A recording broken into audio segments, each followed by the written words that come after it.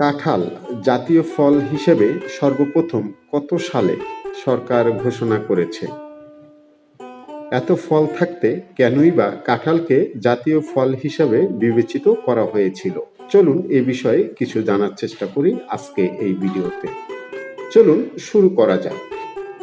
কাঁঠাল একটি দেশের জাতীয় ফল হওয়ার মতন গুণ ক্ষমতা রয়েছে। বিশেষ করে যদি পুষ্টিগুণের ক্ষমতা বলি তাহলে অনেক লম্বা একটি লিস্ট হয়ে যাবে। উল্লেখযোগ্য 10 থেকে 13টি পুষ্টিগুণ ক্ষমতা রয়েছে এই কাঁঠালের ভিতরে।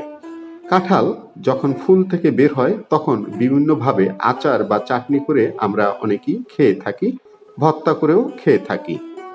কাঁঠাল যখন একটু বড় হয় তখন তরকারি হিসেবেও আমরা এটিকে খেয়ে থাকি। যখন বড় হয়ে পেকে যায় তখন সুন্দর মিষ্টি একটি ঘ্রাণ বের হয়। কাঁঠালের ভিতরের কোষ খেয়ে থাকি আমরা, ভিতরের বিচি তরকারি বা ভেজেও খেয়ে থাকি আমরা।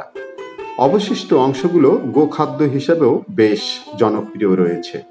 কাঁঠালের পাতা বিভিন্ন পশু পাখির বেশ পছন্দেরই একটি পাতা, তারা খেয়ে থাকে এই গাছের পাতাগুলো। কাঁঠাল গাছের যে আসবাবপত্র তৈরি হয় সেগুলো বেশ দামি ও দেখতে বেশ সুন্দর। কাঁঠাল গাছের সবকিছুই ব্যবহারের যোগ্য, আমরা মানুষরা ব্যবহার করে থাকি ও ফলগুলো খেয়ে থাকি। কাঁঠাল অনেকেরই অনেক পছন্দের একটি ফল।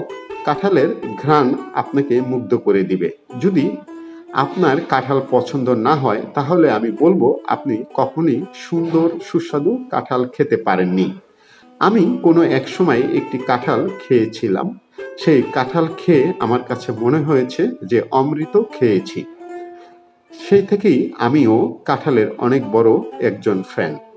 বিশেষ করে যে এই কাঁঠালকে জাতীয় ফল হিসেবে নামকরণ করেছিল, আমরা তার কাছে কৃতজ্ঞ।